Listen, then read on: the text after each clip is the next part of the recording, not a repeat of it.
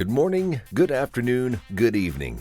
We welcome you, whatever time and wherever in the world you are listening. We are pleased you have found us. You are now listening to Inside the Bunghole, a podcast taking you on a journey through wine. Together, we will learn more about this wonderful elixir of life. So raise your glass to welcome your hosts and partners in wine, Pam and James. You are now inside the bunghole. Welcome, everybody, to another episode of Inside the Bunghole. Today we are sitting here in the beautiful backyard of Joanne Dunham of Dunham Cellars. Welcome. Thank you. I'm also here with James, my cohort, and Don Maselli, our producer. You know, I have to add that she's really from Walla Walla, Washington, and that's where these wines are from. But this is her hideaway out here in the desert. In the Coachella Valley. Yep. So, what do we have on tap for us? Well, let's start with the whites. Okay. The Shirley Mays Chardonnay. Shirley Mays was my mother-in-law. Okay. She died of breast cancer in 1983. So we needed to make a white wine since we started in 1995. And in 1998, my deceased husband told his son that we need white wine. So he didn't want to do white wine because our image was a very 100% Cabernet, only Cabernet winery. So he made our original Shirley Mays, extremely oaky, 100% French American oak. We have the pink label on the label, back label, because we donate wine to Susan G. Komen Breast Cancer Research in Seattle. Grace Notes, which is their largest fundraiser. So we donate about 30 cases, a mix of Shirley Mays Chardonnay and their Tritina blend for that evening. And what they don't pour that evening, they just keep for the rest of the year. Was your mom a wine drinker? My mom, she did martinis. Oh, she did martinis. Okay. She was a very good martini drinker. But in home, but this is named for her. God, okay. My mother-in-law. Oh, mother-in-law. So that was my husband's mom. Who, Was she a wine drinker? His folks drank wine like most normal people did back in the 80s. I mean, Right. not a lot. Right. As we drank quite a bit of French wines as I was married to my husband. And we collected French wines and American wines and, some California wines. Walla Walla just had a few winemakers back then. Yeah. In the 80s. We put a vineyard in 2000, and it's up Mill Creek, up there by Leonetti has a vineyard up there, and Walla Walla Vintners has a vineyard up there. And we planted this, and it gets about 16 inches of rain. Wow. But we planted it as a dry land property. So we went in, deep tilled it, added compost, put the sticks in the ground, and they grew without rainfall, where you wouldn't do that in most of our area just because of lack of rainfall. We did put in drip system because we did have some pretty scary hot summers that we were afraid might lose it. So we did add drip system and haven't used it, but we can if we need to. Because it gets pretty hot up there. Yeah, we'll get into over 100 a few days of the year. We'll get down in freezing a few days of the. We have 4 seasons. Yeah. And definitely 4 seasons. We get about 300 days of sunshine during the ripening years. I mean, our latitudes with Bordeaux and Burgundy, we're right there. I mean, we have ideal growing seasons, which is great. We get the cool evenings. Yep. Causes the acidity to pop in. It's very fortunate. I mean, the wineries in Seattle, they buy from Columbia Valley. I mean, they don't have grapes over in Seattle. So is it, do you grow what are the varietals that do the best there? Cabernets. Cabernets? Chardonnay's nice. Riesling's nice. We don't do Pinots. That's Oregon. We just don't have that climate. We do some Sangiovese, some Tempranillos. People are branching out and trying different clones that work well. Very cool. And I was going to ask, what is the wine scene like in Walla Walla? I mean, it's growing, right? Yeah. Well, when you started off, I grew up as a farmer's daughter. My dad was a wheat farmer. We lived outside of Walla Walla, right by Lacole 41, which is 13 miles west of Walla Walla. And there were no wineries. I mean, we had wheat fields and Walla Walla sweet onions and the state penitentiary. I mean, there wasn't a lot going on. Downtown was meager. Had a couple malls. So when we started the winery in 1995, we were the 9th winery to be bonded, and there were about 800, I think, in the state. So the scene's There exploded. are 'cause 80 wineries in the state then, and now there's 1,000 wineries in the state, and there's 140 in Walla Walla. Wow. So when we thought we'd start, we were coming in, we thought we'd be the last winery because it wasn't happening, and Right. then it just went crazy. Yeah. I mean, you hear so much about Walla Walla wines. Well, My first thing about Walla Walla was the sweet onions. Yeah. That's what I Right. And we knew still about do it. a lot of them. Because we drove through Walla Walla not that long ago. It Right. wasn't, and there was no big wine scene. No, but now you just hear about There's it. different areas, and we have this Walla Valley Wine Alliance, and they help people with these guides when they come into town to show the different areas. There's downtown, and we have a lot of great restaurants. We probably have 8 to 10 really good restaurants that we wouldn't have if it wasn't for the wine scene. Yeah. There's activity, downtown. There's people walking the streets. There's some great little shops, and there's lots to do. There's hiking, and there's biking, and there's Snake River's not far away, and the Columbia's not far away. And we have 2 ski resorts. Let me get back to the Chardonnay. And you said that you've got 30% new oak and then 40% neutral. Because we're kind of wine dummies. Can you explain to me what neutral oak is? It's experienced oak. It's oak that's been around. It's had someone else in it. I mean, it's a wine barrel that's been used for another white wine. We don't mix red to white, but it just doesn't give off as much oak flavor because we don't want the oak to take over because we buy really expensive grapes. Yeah. And we have really good fruit, and so we just want it to enhance the fruit and not to be overbearing. Yes. So that's our important part for Quite us. personally, when I drink a Chardonnay, if the very first thing I taste is oaky, I don't dig that kind of a Chardonnay. And some people do. Some people Yes. love Some it, people do. and Walt that's Rombauer, there you go. There you go, know? and that's great. But not everybody has the same palate, and Yeah. that's why wine's so interesting. Yes. And I know that I know you like steel. I like steel, But yes. we're going to talk later on about her egg and all that stuff. Yes, There's a lot of this stuff to talk about. concrete oak, but we'll get there naturally through Yes. progression. Okay. And this was the first wine you started off with was the Shirley Mays? No, actually, it was the Dunham Cab. That's the Okay. wine we started with. So should I just get to there when I Let's get do there, it. or you want to do Let's the go cab there. now? Go to the cab. Then we'll bounce You around. can bounce around. Yeah. So the Dunham Cab, as you see by the label, started with the Roman numerals. Roman numeral 1 was 1995.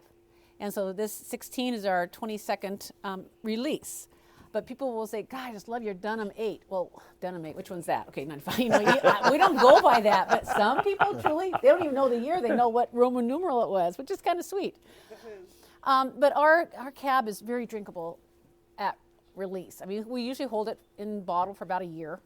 It's in the barrel for a couple of years.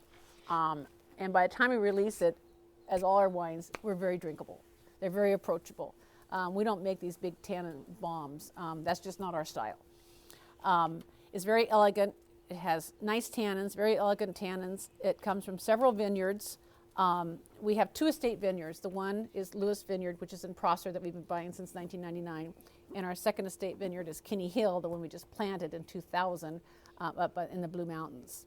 So Are these all in that area though? they're on the Columbia. They're on the Columbia Very Valley. good. Okay. So So you source out. You yeah, source out. Okay. Yeah.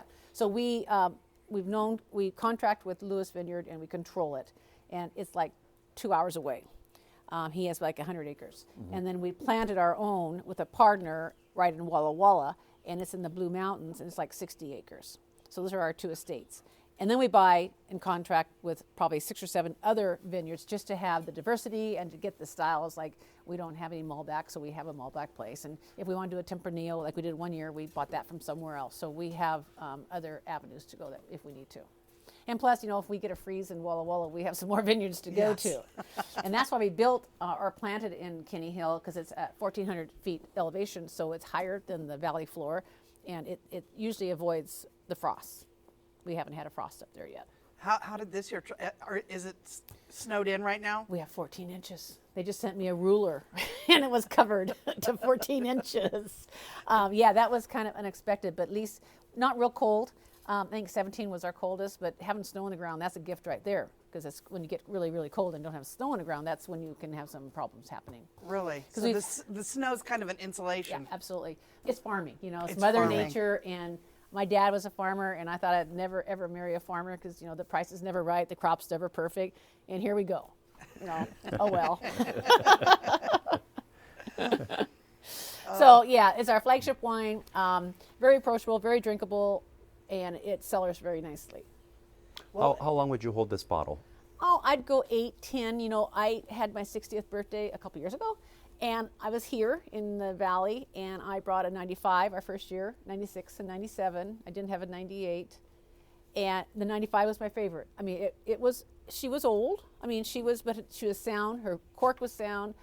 She didn't have all the fruit, but she was very enjoyable. And so, in 95, that was our first year. We didn't know what we were doing then. Yeah, really. Not that we know now, but hopefully we know a little more. Well, congratulations on your 20th anniversary, which you It was our celebrated 25th. 25th anniversary Last last year's year. our 25th, and we had all these great things planned to do. And we did some, but it's almost like, well, I guess it wasn't meant to be, but we had a good year. I mean, online sales were crazy.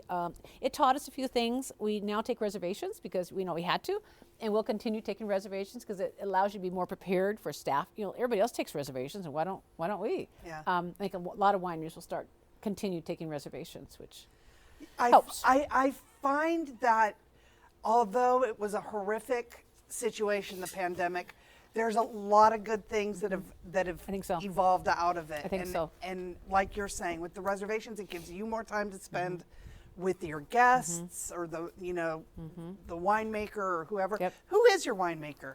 Rob Campisi. So he's been with us since 2008.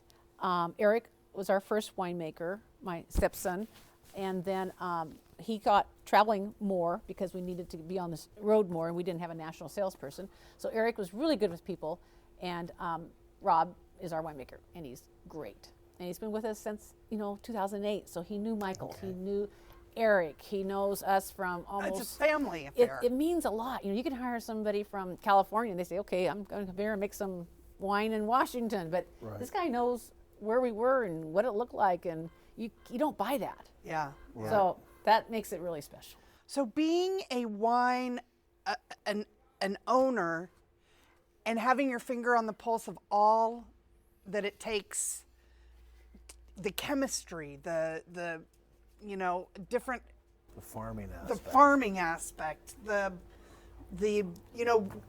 experimenting with the- Inventory. Yeah, experimenting with the casks, all of it. Where did you just learn it on the fly, or? We started in 95 making a couple barrels, and then got bonded there, and then we wanted to get larger, and so we took our wine, our meager few barrels we had, into town, into the airport district, and Eric found this great, huge building. We thought it was huge. It seemed huge because when it was empty, and we were down here in California because we've been coming here for 30 years, and he goes, I found a place for us at the airport, and it'd be super. So we take out a lease, and we're at the airport now.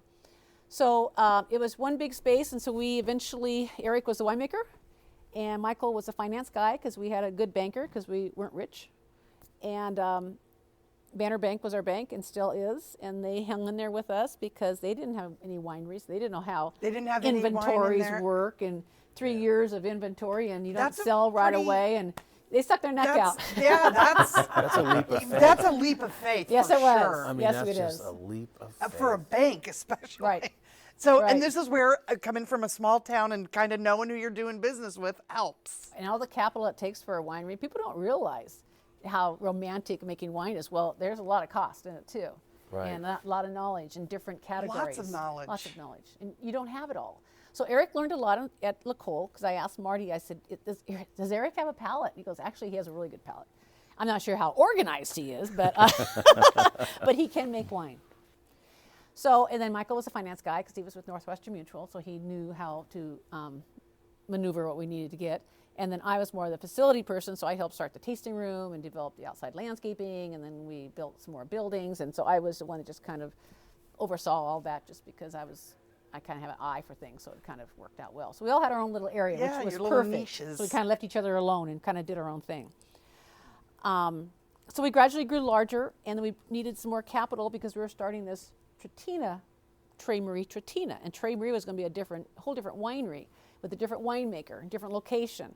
So we had Trey Marie, which we'll get to that one, and we needed some extra capital, so we brought in a partner.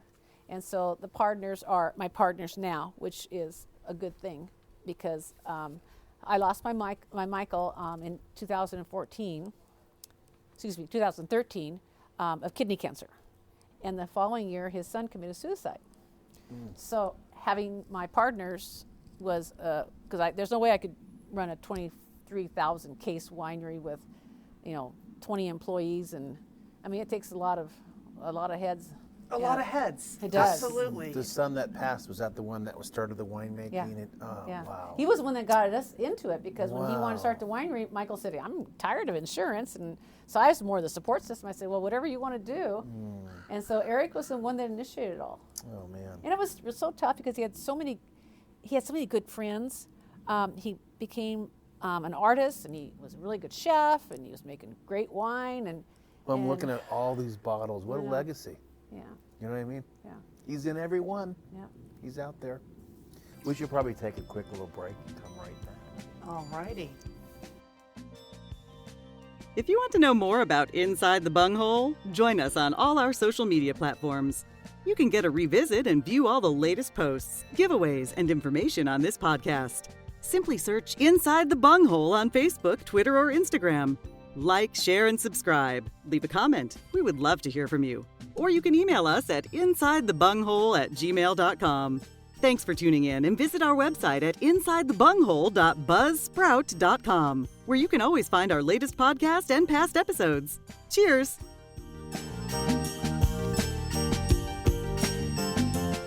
Well, welcome back. We're with Joanne Dunham from Dunham Cellars. She's the founder, and we're talking about her amazing portfolio of wines.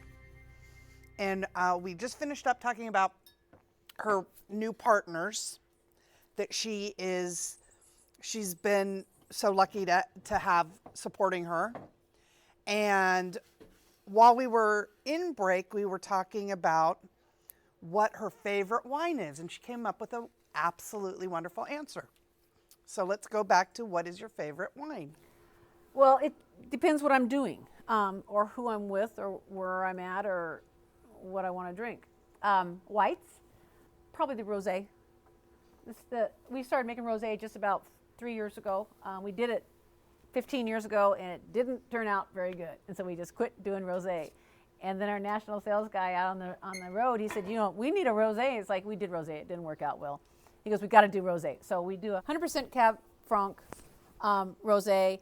Very delightful, very refreshing. I know when we were in France, when you got a glass of rosé, they put ice in your glass and poured rosé on it. So when we came home from France, we continued doing that. I'm trying not to, but Right. It is so nice when it's nice and cold. A rosé is our go-to wine here in the desert in the summertime. That's all we drink about. Rosé all day. 2 months. Yep. 2 months out of the year. And it's lower alcohol, which kind of helps usually. We just got into the 2020, and it's 13.5 alcohol, or last year was 12.9 or something. But it's a melon, it's passion fruit, orange blossom, a little bit of gooseberry. Always, it's very consistent every year. And like I said, the 2020 just got released on Valentine's Day. That's our day of release. And so we did a dozen red rosés as our newsletter. Oh, how cute. And you do this one in a stainless steel? Uh-huh. So, and how long have you been making the rosés? I think about 4 years. 4 years? That and Sauvignon Blanc was maybe 3, but they all kind of started in the same, more recently than the rest of our wines. Well, I know the rosés, when rosés obviously debuted, it was almost comical. You had your white Zin, your Sutter Home, and all that. Behringer. And now I would say the past couple years, they've just exploded, and they're Taken serious too. taken serious, and they're Real nice ones. and there's different, from the different rosé. This one's a rosé of Cab Franc. Mm-hmm. They're, they have so many different ones. It's absolutely fun to, especially in the summer. And ours is dry. All of our wines are dry, except our Riesling is off dry, but everything else is dry. Tell me a little about the Riesling. What made you guys make that? Riesling, because we have great Riesling in Washington State.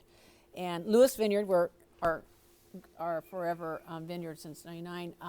We get it all from there. It's a cooler site, great acidity. It has a little bit of gooseberry, has a touch of petrol in it. Yeah. Well, It always does. Petrol's It's a touch of petrol. We did a Riesling tasting for the podcast A lot of slate last in the- week, and that was the big thing was, she said, as if you were playing poker, Riesling has a tell, and the tell is the petrol. You will always, no matter if you taste a little bit of petrol, you can bet it's a Riesling. And the alcohol is a little higher than I thought. It's at 12 and a half. Does that mean it's a sweeter one? Is it sweet? It's not. It's off dry. It's 0.2. We did get up to a little bit sweeter previous years, so this is the lowest residual sugar that we've done, which I like it better. Yeah. And it pairs with fruit so nicely, or food so nicely, like Thai food and Yes. cheeses. That's- It pairs with probably more. I remember Eric would use Riesling for so many different options because it pairs with fruit so well. I think that gets overlooked. I think Riesling's Yes. it's part of the meal. Yeah, Riesling is definitely a meal wine. And they're all different. You know, people say, I don't like Riesling. Well, Yes. it can vary. Yeah, It's yes. like, it can go from sweet to Yeah. very, very dry. I have new respect for Riesling. I knew Riesling when I was a kid with Blue Nun. Right. And that's what we think of. Or That's what we a lot think of people of. think of. We think of, but boy, they're good. I bet your good. Riesling's going to do a rosé and think it's just gonna come get out huge. and smack everybody around. Yep, it's going to be Riesling. It's going to be like kale. Is kale gone now? Kale was everywhere. No, kale's still lingering, I Okay, think. kale's still out there. Okay, what else do we have now? But then I have the Sauv Blanc, since it's kind of next to it Yes. there. We kind of kept the same, trying to keep our label a little bit consistent so you can, So you know it's a Dunham. yeah, so you know. So this is pineapple-y, pear, it's citrus. It's real fresh, has that gooseberry melon, a lot of acidity. And Sauvignon is, it's the canopy with the Sauvignon grape is pretty vigorous. And so when they pick it, there's very, very little skin or stems used. It's gently pressed. We get a lot of juice out of that grape. This one is stainless steel, but we do use some experienced oak, which is barrels that have been used previously, a little bit of French, and then we use our cement egg. The egg, we got our first egg about 8 years ago, and it's the smallest of the 3 sizes that I've seen. But it's like, I can't tell you how, 4 to 6 inches thick of cement, and it's shaped like an egg, so it has that movement within it. It breathes. It gives a texture, but it doesn't. It's like a barrel in so many ways. They're like 12 grand for the little guy, but you have them forever. I mean, Yeah. a barrel you pay, $1,500, whatever for a barrel, and you use it a couple years times. in your different vintages, and Then it becomes your experienced oak. and then it becomes a flower pot. You know? Yes. A bar table. Where the egg, I mean, he's going to be around because we use it for our white wine, and we have put rosé in it in previous years too. So now we have 2 eggs. And what do you find that brings to the wine? A little minerality. Yeah. A little bit of texture. These winemakers find things out of all kinds of things. Are Now, you when are you you the say- only one with an egg in Walla Walla? No. There's There's more eggs. There's more egg people And there's out some there. bigger eggs. Yeah, wow. Yeah. Now, when you say texture, what do you Probably mean? that mouthfeel, Yeah. just to get away from the stainless steel. Yeah. You want something, and the oak gives a lot, but then this just gives another step. So these different parts of this year is in different vessels. Yes. And then when we blend before bottling, then they go through and figure out how much they want of egg, how much they want of, all the different, where they've been, and then they create that vintage. Does the egg have a bunghole? Just wondering. It has an opening on the top, Just on the top. and they're extremely heavy when they're empty. I mean, Right. these guys are, and so it's on a pallet, and it's tied down, and once he's filled, he stays right where he's at because no one's going to lift that guy. I think I'm gonna. I put got it, to imagine the empty ones probably. Oh yeah. And you just rinse them out once you harvest the wine and it's fermented and done and bottled, and then you just clean it and Clean it, and they probably do some cleaning they'd probably rack it like they would a barrel. I'm not out there on a daily basis, so Right. I'm sure it's racked just because it has a lower to pump out of. So it's just not one solid piece of cement. And where do you do your bottling? Do you have the truck that comes in I've seen before? We used to when we first started. But it started that there's one truck in Portland, Oregon. And so you had to make a reservation to have them come in. Then there were 2 trucks from Portland. And then there came a truck in town. And there were so many wineries starting, there's several trucks in town. Well, it's tough because if you make your reservation for your cab to be bottled 8 months down the road on the 13th, and you get there and you're about a month out, it's not ready. So you just don't call them and say, hey, can you come a week later? I mean, it doesn't work. So we couldn't afford not to buy our own bottling line. So we have the same bottling line that's in the trucks. They're a little more tighter. Ours is the same, all made in Italy. And so we built a building for our bottling line. Okay. And so we can do about a bottle a second. So we do about 70 to 80 bottles a minute. So having your own bottling line gives you a lot of flexibility. We can bottle, as much as we want. We can bottle twice a month. We can bottle when something's ready. Now I noticed your rosé and your Sauvignon and the one that we're going to be having with the dog, screw tops. Yeah. When did that start with you The dog guys? started first. Okay. He had a screw cap maybe 8 vintages ago. We were told a lot of times, that could be a great screw cap just because that's a drinking wine. I mean, you're not going to sell it, you're just going to buy it, you're going to drink it. So we started the screw cap on that, so we had to get a screw cap component on our bottling line because we had the corker, of course. So that's a whole nother unit, and so now we do our own screw capping. And then these were a no-brainer, and we have thought about the Riesling, but it's not yet. It's still a... What is your analogy on screw caps and corking? Like, where's the fine line to cap it or cork it? Well, I think screw caps have gotten better, as our winemakers have said. The first screw caps were a solid closure, where these do some aging, and they're much better screw caps than they used to be. We do buy our corks from Portugal, so they are 100% Portugal corks. I'm sure we get cork bottles periodically. We don't hear of many. I don't know what our percentage is, but I think we're very fortunate. We don't have them tested. We don't go through the process where you can test them to get 100%. We don't do it. But we don't want to go with compressed cork either. So we're taking our chances just because we like the feel of opening a bottle with a great cork and not pulling out something and saying, that's what kind of cork is that? We did a founder's blend for my husband and his son, and we did 300 cases of that, and that was all dipped. Jose has a job security with dipping his bottles into our crock pot. But we'll get customers saying, I just hate that wax, I can't get it open. Well, if you do it wrong, it's horrible. But if you open a wax bottle correctly, I think it's easier. And we had a video on our website for a while, but if you put your knife on the top of the bottle, not on the side like a foil, but set it on the top, and just cut along the top of the glass, it'll come off like a disc, and then it's clean and it's nice. Where foils, I think, are tougher sometimes. You go around about 3 times trying to get that foil to come off. Eric, a lot of times, would just go through the wax, and he liked doing that, but you got to be able to pull pretty hard. Right. I probably don't pull hard enough all the time, but so we're back to foil. We are drinking the three-legged red, so why don't we... We are. Let's talk about that one. Three-legged red. So we had the Dunham cab, and that's all we had. It was $45. And we thought we needed an approachable price wine so that people could try something to kind of see what Dunham was. So the marketing committee was my husband and my son and me. And when he was at La Colle, he found port in Prosser when he was at Hogue. He was living there, and he was going home, and he saw this little dog running down the street, and the neighbor's pit bull dog came out, grabbed it, and took it to his yard and was killing it. So Eric goes over there, gets the dog away. Little dog comes crawling towards him with one leg just, not hanging. And so he tries to call us. We're not home. So he takes the little dog to the vet, and the vet goes, well, first, there's no dog ordinance in this little town. He said, it's not your dog, so I'd either suggest just putting it down or amputating it. So Eric had the dog's leg amputated.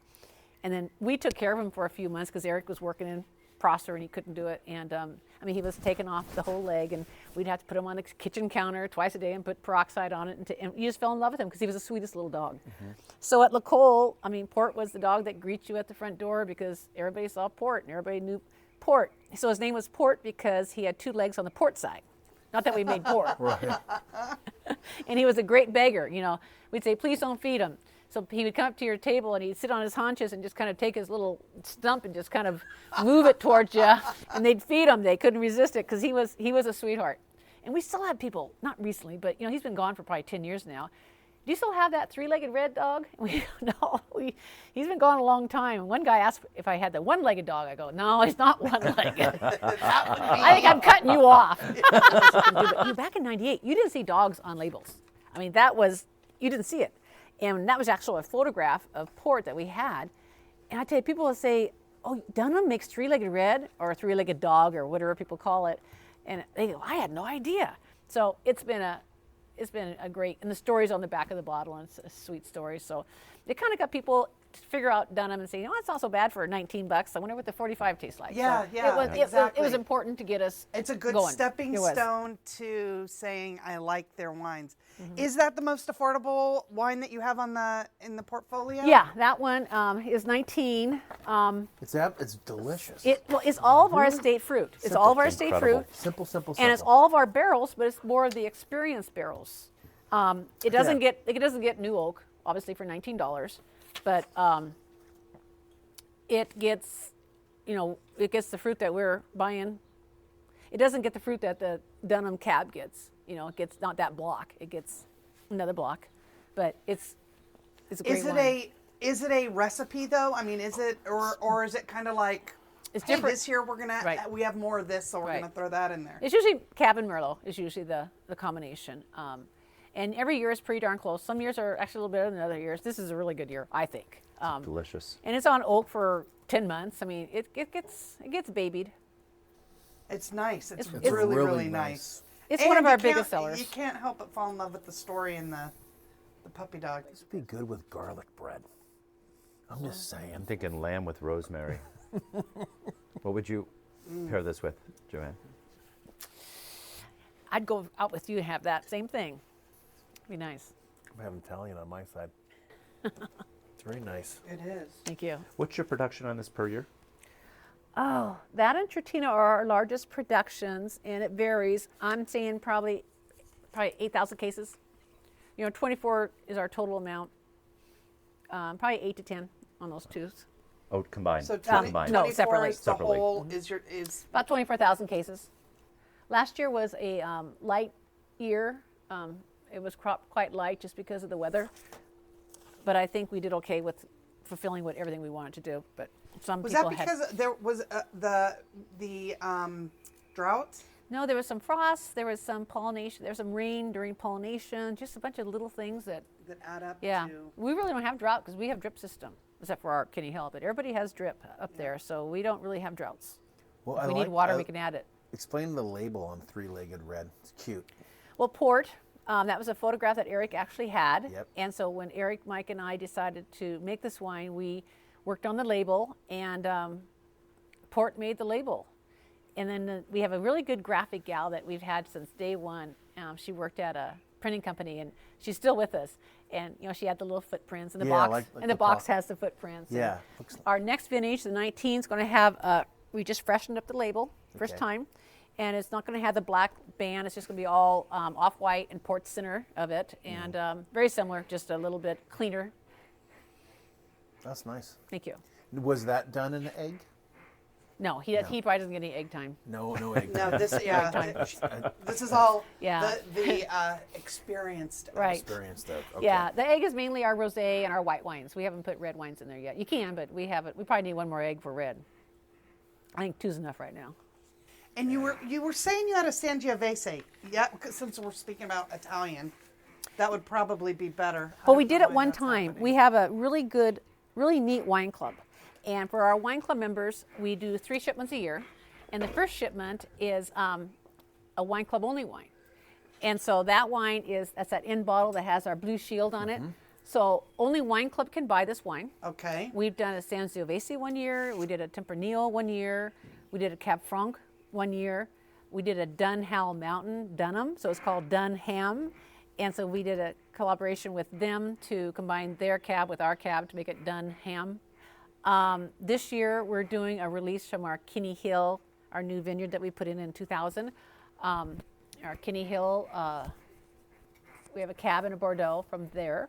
So Wine Club only gets that, and people will taste it and say, oh, I just want a case of that. And I said, well, or a bottle or anything, but we won't sell it to anybody except Wine Club because you need to do that, and you need to stick with it. Say, if you want, if you want it, go find a Wine Club member, and he'll buy it for you. So that's a key. Let's talk about Wine Club and how important that is to a winery.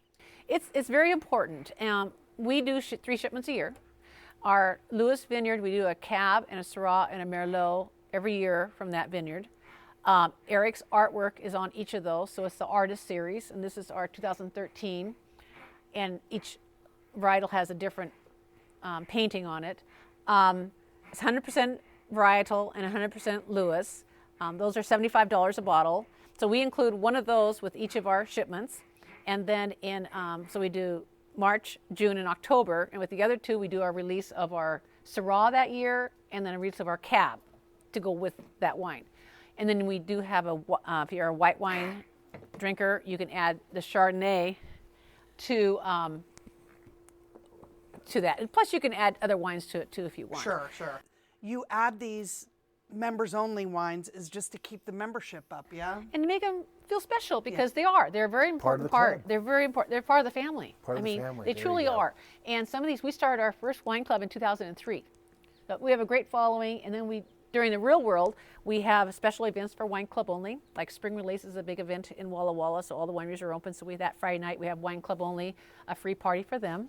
And then for Holiday Barrel, we do the same thing during that time. And then we'll go over to Seattle and we'll take the shipment over there so they can come from Seattle or surrounding areas and come pick up their wines, and we'll have a little party there. So we try to do more of those things going to them so they can feel like they're part of the winery even though they don't get to us. We only have one tasting room. It's in Walla Walla because so many wineries have 2 or 3 different detached tasting rooms. And, that takes a lot of energy to set up another tasting room somewhere and a really good employee. And just the logistics, and the dogs wouldn't be there. So we only have one, and I think that's probably mostly dog-driven. It might be. Well, let's take a quick break, and we'll come back and wrap it up. Okay. Okay, we'll be right back. If you want to know more about Inside the Bunghole, join us on all our social media platforms. You can get a revisit and view all the latest posts, giveaways, and information on this podcast. Simply search Inside the Bunghole on Facebook, Twitter, or Instagram. Like, share, and subscribe. Leave a comment. We would love to hear from you. Or you can email us at insidethebunghole@gmail.com. Thanks for tuning in, and visit our website at insidethebunghole.buzzsprout.com, where you can always find our latest podcast and past episodes. Cheers!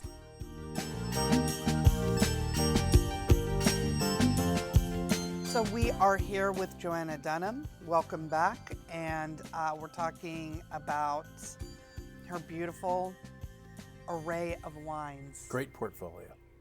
Great. Thank you. Very good. So how do you make sure that you have consistency with if somebody likes your wines, that they're going to get that? Well, that's really important to us because if they say they liked Dunham, they don't know what year they liked usually. They just say, I like Dunham Cab. They don't say usually what year it was.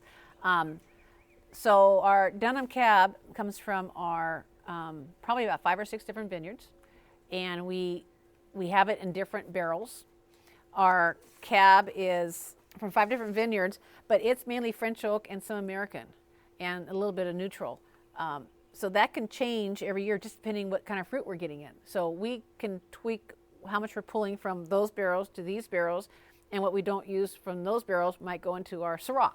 So we have the barrels, but we want to be consistent. And so the Dunham Cab, where the Tratina, we're having the 2017 Tratina here, is our other blend is that and the 3-legged red. The rest of our wines are 100% varietal. The Tratina tends to be Merlot, but this one is 54 Merlot, 42 Cab Franc, and a little bit of Petit Verdot. The Merlot keeps it a really soft feel and adds that soft taste. But we will have tasting trials of years before as we're blending this wine before we bottle it, just to make sure it's on track to where it has been. And we just don't want somebody to say, ooh, this is different. We want to say this is a Tratina. This is what I like. And Tratina, when we were starting making Tratina, we were Cuvée, Meritage, all those words, and we didn't want to use one of those words. So my husband went through those little Italian dictionaries, and he was going through it, and he found the word Trittina, which meant balanced. And he goes, that's a cool word. So we trademarked Trittina, and so that's our word now, and it means balance in Latin. And there's a lot of ripeness, there's just a lot of fruit, and there's a lot of neutral oak in this one. It has 70% neutral oak, but it's on the oak for a couple of years, so it's got some resting time. And then it might be in the bottle for close to a year before we release it too. So just like I said, so much our wines, when they're released, they're drinkable, which is nice. Is it always the same grapes, or it could Not differ? necessarily, yeah. You know? Usually those four, definitely Cab and Merlot. Right, but a and the Malbec Malbec. might. Petit Verdot. Right. I have some Cab Franc in there. Okay. It has the Bordeaux blends, whatever we can pull to make the softness. Because if somebody walks in and go, I don't like red wine, well, you got to try the Trittina, and if you don't like Trittina, then you probably aren't going to like red wine, because it's really smooth. You can drink it before. You don't need to be eating a cracker or cheese with it. It's just easier. It's easy to drink. It's just real smooth.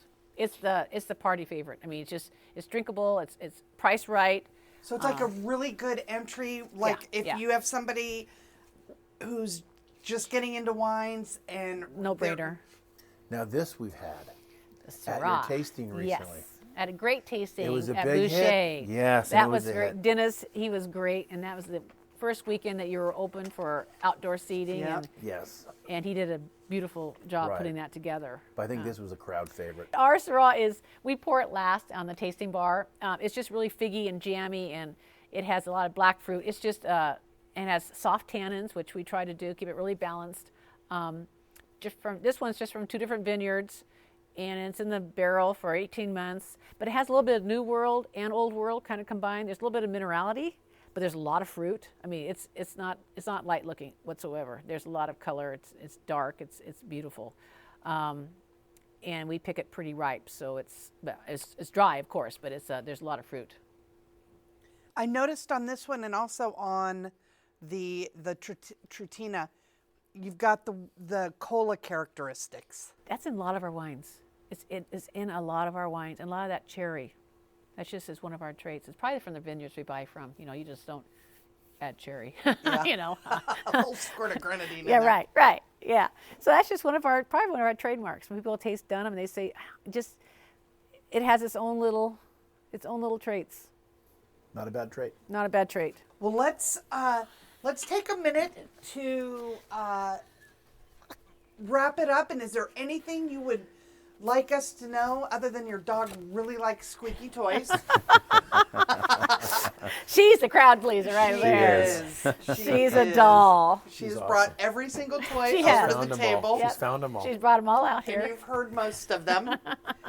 But what would you like somebody to know about Dunham Cellars and, to give it a try, and how to get in touch with you, your website, all that good information? Well, we're in Walla Walla, Washington. I have a distributor in California, but it's, if I'm not down here or someone's not down here, it's a tough, because you got so many great California wines. I mean, not everybody wants to buy Washington wines, but a lot of people do. We're affordable. We're approachable. We have one tasting room. We'd love to have somebody come visit us. Walla Walla's a wonderful little town. It's not that little anymore. It's 35,000, but it's a very pleasant town. It's very family oriented. Check our website out, dunhamcellars.com. We have a great wine club. We're in probably about 33 states. So anywhere you go to a wine shop, if they have any of our wines, they can get any of our wines. We're very good at that. We have a national sales guy who's on the road 100% of the time, except this last year. And so he's out hitting the markets, from Florida to Texas to New York. I mean, he does the whole gamut. So it's been 25 years. We've had ups and downs. Losing my family was tough, but it makes you stronger. So we have a great crew. We have great tasting room people. We have great cellar guys. We have great GM. We have a great office manager. And it takes that many. You can't do it by yourself. There's no way. It takes an army. It takes an army. It takes a village. It does. And we Not have only to raise a vineyard. kid, but also to raise wine. exactly. Looking back then and now, looking at all, it's impressive, the whole portfolio, what you have. What do you think? I can't believe we did it. You know, when Michael was alive, we'd leave the winery at night and say, can you believe? Because our long-range plan was really short. I mean, we didn't really have a long-range plan. What should we build basically, tomorrow? It was like Eric wants to make wines. Okay, Right. let's go make He wine. found a hangar. Yeah, okay, let's we rent a doing? hangar. Let's build another building. We have a great courtyard in the middle. I mean, just, Let's get a screw top machine. Let's get a cork machine. Yeah, but you know, it just evolves. it made it so fun. We had so much fun. Yeah. And you look back and we hire people and they talk about, I go, you have no idea, but we didn't even have a dishwasher when we started. And you're complaining because our dishwasher's too slow and we only have one. Really? But you know, it makes you look back and think, boy, we really did it. And we did it well, and it was fun. It was fun making it happen. Well, it's not over. It's not over. Not ever. Well, No. thank you so much for sharing your wine and your stories. Thank you for inviting me. Oh, It's very sweet. Yeah. And we look forward to tasting some more wines. And we will get up to Walla Walla one of these days. Please do. I'd love to have you. I know Don wants to go up to Walla Walla. Well, he has his reservation in, I During think. harvest. Sooner rather than later. Well, thank you. And everybody, join us again next time. And we will see you inside the bunghole.